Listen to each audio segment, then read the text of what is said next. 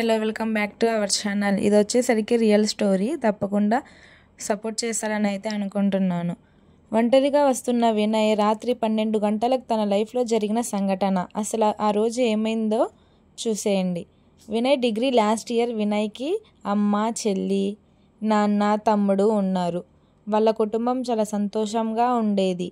వినయ్ వాళ్ళ నాన్న చిన్న జాబ్ చేసుకుంటూ ఉంటాడు. తమ్ముడేమో ఇంటర్ చదువుతున్నాడు, చెల్లి 10th చదువుతుంది. వాళ్ళది ఒక మిడిల్ క్లాస్ ఫ్యామిలీ. వినయ్ వాళ్ళది పల్లెటూరు కావడంతో పక్కూరికి వెళ్ళి హాస్టల్లో ఉండి చదువుకునేవాడు. కాలేజ్కి సెలవులు రావడంతో ఇంటికి వచ్చాడు. వాళ్ళ ఫ్యామిలీతో చాలా హ్యాపీగా గడిపాడు. కాలేజ్కి వెళ్ళే సమయం రానే వచ్చింది. ఆ రోజు ట్రైన్ వెళ్ళడానికి టికెట్ బుక్ చేసుకున్నాడు. 1 గంటకు ట్రైన్. వాళ్ళ చుట్టాల్లో పెళ్ళి ఉండడం వల్ల ఆ పెళ్ళి చూసుకొని 11ంటికి బయలుదేరాడు. తను వచ్చేసరికి బస్ వెళ్ళిపోయింది. ఇంకా చేసేదేం లేక వాళ్ళ నాన్న నేను వదిలిపెడతా అని చెప్తాడు. దానికి వినయ్ ఒప్పుకోడు. వద్దు, నేను వెళ్తా, బండి వేసుకొని రేపు ఉదయం వచ్చి తీసుకువెళ్ళండి, నేను స్టేషన్లో పెడతా అని చెప్తాడు. వాళ్ళ నాన్న ఎంత చెప్పినా వినడు. సర్లే అని చెప్పి పంపిస్తాడు.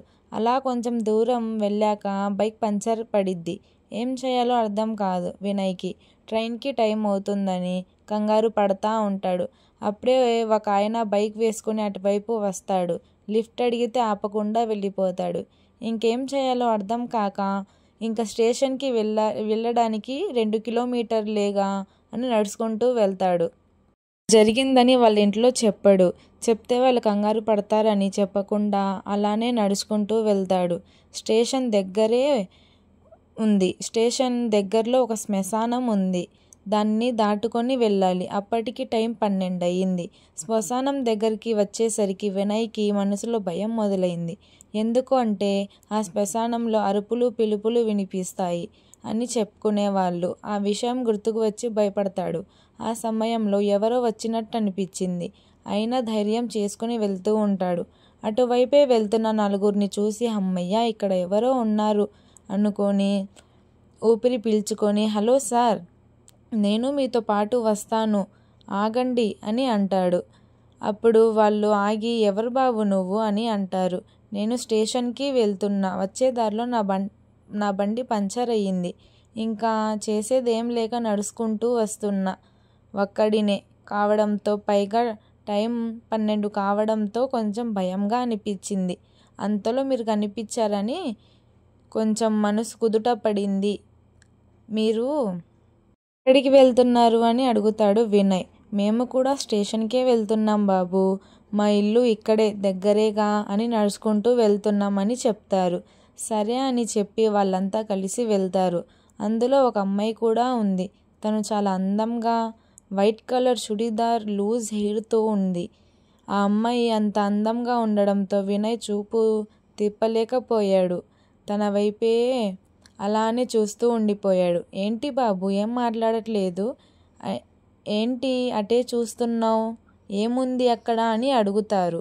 అయ్యో అంకుల్, నేను ఏం చూడట్లేదని చెప్తాడు. సరేలే అని స్టేషన్కి వచ్చేశారు. అప్పటికే ట్రైన్ సిద్ధంగా ఉంది. ట్రైన్ ఎక్కి కూర్చొని వినయ్ ఆ అమ్మాయి గురించి ఆలోచిస్తూ ఉన్నాడు.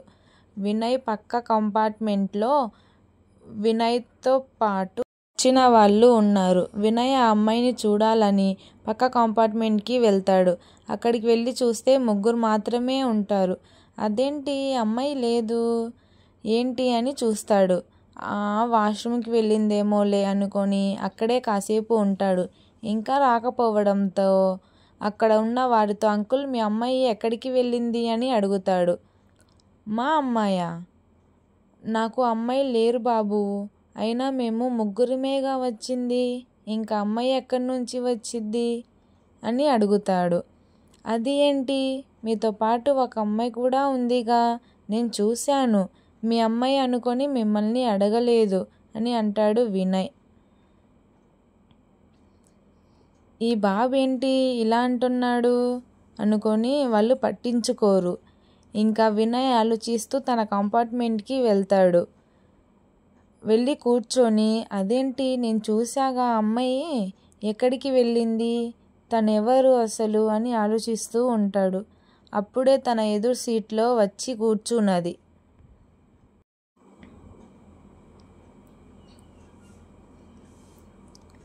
హాయ్ అండి అని అంటాడు వినయ్. మీరు ఇందాక ఎక్కడికి వెళ్ళారు మీరు అని అడుగుతాడు. అది వాష్రూమ్కి వెళ్ళాను అని అంటుంది. అలాగా, అవునా అండి, మీ వాళ్ళు మీకెందుకు అమ్మాయిలు లేరు అని అంటున్నారు? అది వాళ్లకు నా మీద కోపం అని అంటుంది ఆ అమ్మాయి. సరేలే, ఇవన్నీ ఎందుకులే అని అంటుంది. వినయ్కి ఆ అమ్మాయి చాలా బాగా నచ్చింది. అమ్మాయి వైపు అలానే చూస్తూ ఉన్నాడు. అప్పుడే అక్కడికి వచ్చిన టీసీ నీ టికెట్ చూపించు అని అడుగుతాడు. వినయ్ ఆ అమ్మాయి కళ్ళే అలానే చూస్తూ ఈ మాట పట్టించుకోడు. బాబు, ఎటు చూస్తున్నావు, టికెట్ ఇవ్వు అని అంటాడు. సరే అని టికెట్ చూపిస్తూనే మనసులో తెలియని ఒక ఆలోచన మొదలైంది. అదేంటి ఇలా అంటున్నాడు? నా ఎదురు ఒక అమ్మాయి ఉందిగా, నేను అటే కదా చూస్తుంది, ఎటు చూస్తున్నామని అంటాడేంటి? బహుశా అమ్మాయిని చూడలేదేమోలే అనుకొని అమ్మాయి కళ్ళే చూసి, మీరు చూపించలేదేంటి టికెట్, టీసీ గారిని పిలుస్తున్నా ఉండండి అని పిలవబోతుంటే, వద్దు, పక్క బోగిలో మా వాళ్ళు ఉన్నారుగా, వాళ్ళు చూపిస్తారు అని అంటుంది. అలా కాసేపు ఇద్దరు మాట్లాడుకొని ఇంతలో స్టేషన్లో ఆగింది. వినయ్ ఉన్న బోగిలో ఒక ముసలాయన వచ్చి కూర్చున్నాడు. వినయ్, నేను వాష్రూమ్కి వెళ్ళి వస్తానని చెప్తాడు. సరే అని చెప్తుంది ఆ అమ్మాయి. ఈ ముసలాయన ఏంటి, ఈ అబ్బాయి వాడిలో వాడే వాక్కుంటున్నాడు అనుకొని వెళ్ళి సీట్లో కూర్చుంటాడు. వినయ్ వాష్రూమ్కి వెళ్ళి వచ్చి అమ్మాయి వాళ్ళ నాన్నతో మాట్లాడాలి అని వెళ్తాడు. అంకుల్ అని వెళ్ళి కూర్చుంటాడు. ఏంటి బాబు ఇలా వచ్చావు, పక్క బోగిలో ఎవరు లేరుగా, ఎప్పుడైనా ఇక్కడ కూర్చోవచ్చుగా అని అంటాడు. వినయ్ ఏం మాట్లాడాడు. సరేలే అని మీ నాన్నగారి పేరేంటి అని అడుగుతాడు. రామయ్య అని చెప్తాడు. రామయ్య అంటే రైస్ మిల్లో పనిచేసేవాడే కదా అని అంటాడు. అవును అంకుల్, మీకు ఎలా తెలుసు అని అంటాడు వినయ్. మీ నాన్న నేను చిన్నప్పటి నుంచి ఫ్రెండ్స్ రా, నేను అక్కడే పని చేస్తాను, కానీ నేను నిన్ను ఎప్పుడు చూడలేదు, ఎక్కడికి వెళ్తున్నావు అని అడుగుతాడు. నేను కాలేజ్కి వెళ్తున్నా, అక్కడే హాస్టల్లో ఉంటున్నా అని చెప్తాడు. ఇదే కరెక్ట్ సమయం అని వాళ్ళ అమ్మాయి గురించి అడుగుతాడు. అంకుల్, మీ అమ్మాయి అంటే మీకు ఎందుకంత కోపం, ఒకదాన్నే వదిలేశారు ఎందుకని అడుగుతాడు. అదేంటి బాబు, నాకు ఉన్నది ఒక్కడే కొడుకు, నాకు అమ్మాయిలు లేరు అని చెప్పి. అవును, ఇందాక కూడా ఇదే అడిగావు, ఇప్పుడు ఇదే అడుగుతున్నావు ఏంటి అని అడుగుతాడు. ఇంతలోనే వినయ్కి వాళ్ళ నాన్న ఫోన్ చేస్తాడు. పక్కకి వెళ్ళి మాట్లాడతాడు. నాన్న, మీ ఫ్రెండ్ అంట సుబ్బారావు అంట కనిపించారు అని చెప్తాడు. అవునా, సరే, వాళ్ళు తోడుగా ఉన్నారు కదా, జాగ్రత్తగా వెళ్ళు అని చెప్పి అంటాడు. అవును నాన్న, వాళ్ళకి పిల్లలు ఎంతమంది అని అడుగుతాడు వినయ్. వాడికి ఉన్నదే ఒకే ఒక్క కొడుకు అని అంటాడు. అదేంటి, అమ్మాయిలు లేరా అని అంటాడు. లేరు అని చెప్పి చాలా లేట్ అయింది, వెళ్ళి పడుకో అని చెప్పి ఫోన్ కట్ చేస్తాడు. ఇంకా వినయ్ ఆలోచిస్తూ ఉంటాడు. వాళ్ళకి అమ్మాయి లేకపోతే ఈ అమ్మాయి ఎవరు, వాళ్ళని అడిగితే అమ్మాయిలు లేరు అని చెప్తున్నారు, అమ్మాయిని అడిగితే ఏమో వాళ్ళ నాన్న అని చెప్తుంది. ఎవరి మాట వినాలి, అసలు ఏం జరుగుతుంది ఇక్కడ అని చాలా కంగారు పడతా ఉంటాడు. తన భోగిలోకి వెళ్ళి చూస్తాడు. అక్కడికి వెళ్తే ఆ ముసలాయన కంగారుగా ఒళ్ళంతా చెమట్లు పట్టి వస్తాడు. ఏమైంది తాతగారు అని అడుగుతాడు. బాబూ వెళ్ళకు, రాకు, ఇక్కడ దయ్యం ఉంది అని చెప్తాడు. ఏంటి ఈయన అనుకొని చాటుగా ఉండి చూస్తాడు. నిజమే, అక్కడ అందంగా ఉన్న అమ్మాయి భయంకరమైన రూపంతో కనిపిస్తుంది. వినయ్కి ఇంకా వాళ్ళంతా చెమట్లు పడతాయి. కంగారుగా ఏం చేయాలో అర్థం కాదు. ఇంకా అక్కడి నుంచి వెళ్ళి పక్కన కంపార్ట్మెంట్లో వెళ్ళి కూర్చుంటాడు. అప్పుడు ఆ అమ్మాయి వినయ్ దగ్గరికి వచ్చి, వినయ్ ఎక్కడికి వెళ్ళిపోయావు? నాకు ఎంత భయం వేసిందో తెలుసా? ఆ ముసలైన నా వైపు అలానే చూస్తూ ఉన్నాడు. రా మనం అక్కడికి వెళ్దాం అని అంటుంది. కానీ తను అమ్మాయి కాదు దయ్యం అని విషయం వినయ్కి తెలుసు. తను దయ్యంగా మారిన విషయం వినయ్కి తెలీదని అనుకుంటుంది ఆ అమ్మాయి.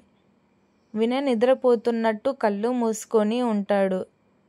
చేయి పట్టుకొని రా రా అని లాగుతుంది. నేను రాను రాను అని అంటాడు. ఇంతలోనే వాళ్ళు లెగిచి, ఏంటి బాబు రాను అని అంటున్నావు అని అడుగుతారు. తను రమ్మంటుంది. నేను వెళ్ళను అని కంగారుగా భయపడుతూ అంటాడు. అక్కడ ఎవరు లేరు బాబు, నువ్వు కంగారు పడకు అని అంటాడు. వినయ్ తిరిగి చూస్తే అక్కడ ఎవరు లేరు. ఏం బాబు ఏమైనా కలగన్నావా అని అంటారు. అది అని అంటాడు. సరే బాబు అక్కడికి వెళ్ళి ఎక్కడైనా కూర్చో అని చెప్తారు. ఇంకా ఉదయం అయింది. వినయ్ దిగాల్సిన స్టాప్ వచ్చింది. తన బ్యాగ్ కోసం వెళ్ళాలి అంటే తనకు భయం వేస్తుంది. అంకుల్కి చెప్పాలా వద్దా అని ఆలోచనలో పడతాడు. వద్దులే, వాళ్ళు కంగారు పడతారు అని తను వెళ్ళి చూద్దాం అని తన భోగి దగ్గరికి వెళ్తాడు. అక్కడ అమ్మాయి లేదు. అని ఊపిరి పీల్చుకొని బ్యాగ్ తెచ్చుకో అంటాడు. బాయ్ అంకుల్ అని దిగుతాడు ట్రైన్. తన ఫ్రెండ్ అరుణ్ వస్తాడు. Hi Vinay, good morning. Hi రా అని ఇద్దరు కలిసి వెళ్ళిపోతాడు. ఈ వీడియో మీకు నచ్చితే లైక్ చేయండి, షేర్ చేయండి అండ్ సబ్స్క్రైబ్ చేయండి. అండ్ నెక్స్ట్ పార్ట్ అప్లోడ్ చేయాలంటే కామెంట్ చేయండి. Okay, bye bye.